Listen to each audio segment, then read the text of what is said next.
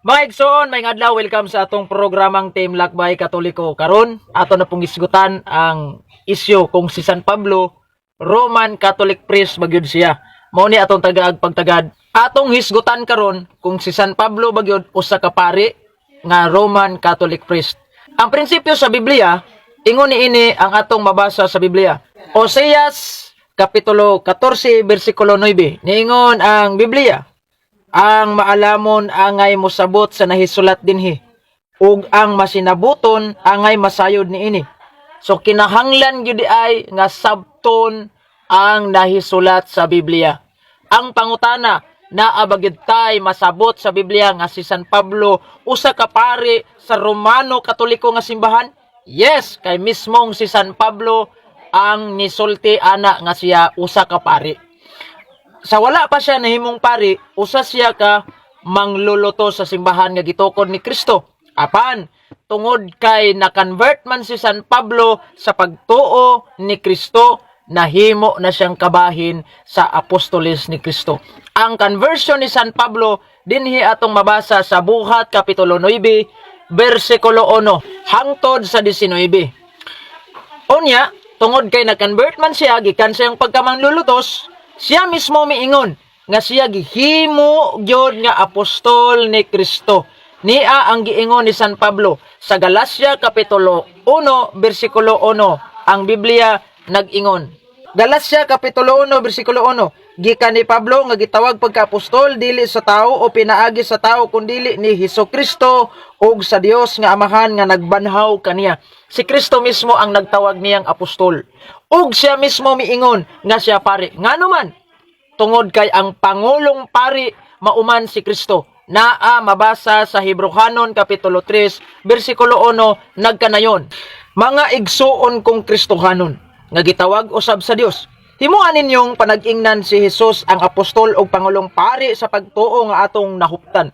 Si Kristo pangulong pari, naturalmente ra ang iyang mga sumusunod o ang iyang mga apostol, mga pari, kay siya usab pangulong pari man. Si San Pablo nakapamatuod niya na nga siya gayod pari. Atong basahon ang Bibliang The New Testament Pinoy version nga Biblia. Matod ni San Pablo, Roma Kapitulo 15, versikulo 16. Pinili niya ako para maging servant ni Christ Jesus sa mga Gentiles.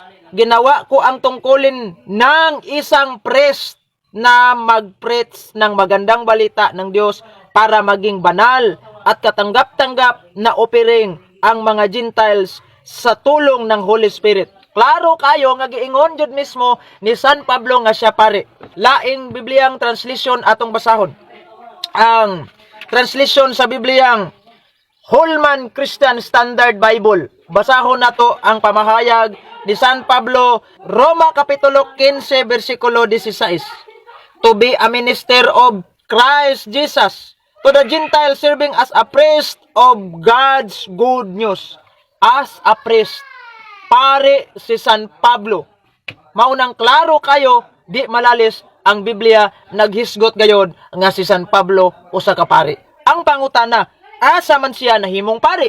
Si San Pablo nahimong pari gayod sa simbahan nga gitukod ni Kristo nga walay lain ang simbahang Romano Katoliko.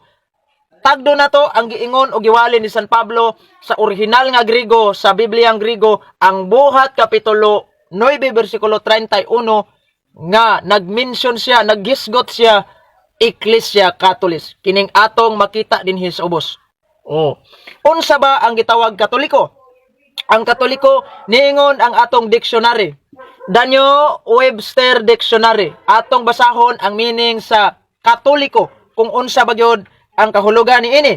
Catholic, any of the original Christian church before the schism between East and West pertaining or adhering to Catholicism, member of the Roman Catholic Church. Usa di ay kini ka original nga simbahan, membro sa Roman Catholic Church. Therefore, kay si San Pablo nagwali man siya og Iglesia Katoliko, maunang si San Pablo naturalmente ra gyud nga sa iyang pagkapari, membro siya sa Roman Catholic Church nga gitukod ni Kristo, dili sa mga simbahan nga gitukod lamang og tawo. Ang pari, ang buluhaton sa pagkapari, mauman ang paghatag og Holy Communion. Si San Pablo maubagayod kana ang iyang buluhaton og ang paghatag usab og pagwali. Yes, according na sa Biblia atong basahon. Basahon na to ang Bibliang The Living Bible para Priest. Nag-ingon sa Buhat Kapitulo 20 versikulo 7. Matod pa sa sulti ni San Pablo. On Sunday, we gathered for a communion service with Paul preaching. Communion service. Mao ni atong gibuhat sa atong mga kaparian usab karon ang paghatag og communion. Mao nang dili malalis nga si San Pablo usa gayod kaparing membro sa Roman Catholic Priest. Dili sa simbahan nga mga minugna lamang og tao. Si San Pablo, base sa record sa Biblia, wala kitay mabasa kung asa siya gipatay. Wala usab tay mabasa sa Biblia kung giunsa siya pagpakamatay. Wala usab kitay mabasa sa Biblia kung giunsa siya pagpatay. Apan, base sa tradisyon, si San Pablo gipatay pinaagi sa mando ni Emperor Nero didto sa Roma. Ug mauni ang nahitabo sa iyang kamatayon, giputlan siya ulo. Ug maunang hantod karon naa nagpabilin buhing saksi ang iyahang mga handumanan. Ang iya mismo nga lubong, simbahang Katoliko ang nagbarog. Og ang sulod niini, klaro kayo nga simbahan gayod nga iya sa mga Romano Katoliko, dili sa mga sektang gimugna lang og tao. Mauna nga proud to be Catholic. Og ang iyang kapistahan gisaulog nato sa John 29 kauban ni San Pedro, ang una nato nga Santo Papa. Di pa naglalis sa uban nga matod pa si San Pablo dili man na siya usa ka Roman citizen. Dini atong mabasa sa Holy Bible New King James Version ang heading sa Acts chapter 22. Klaro kayo ang heading sa Acts chapter 22 nag-ingon Paul's Roman citizenship.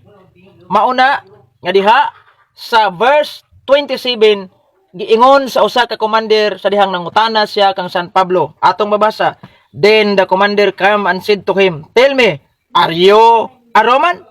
He said, "Yes." Klaro kayo nga si San Pablo di ay usa-usab ka Romano. Therefore, masabot gayud nato pag-ayo nga si San Pablo paring Romano. Klaro sa Biblia nga si San Pablo usa gyud ka proud nga Roman citizenship. Mauna nga usbon nako proud to be Catholic. Mayong buntag, dagang salamat. God bless.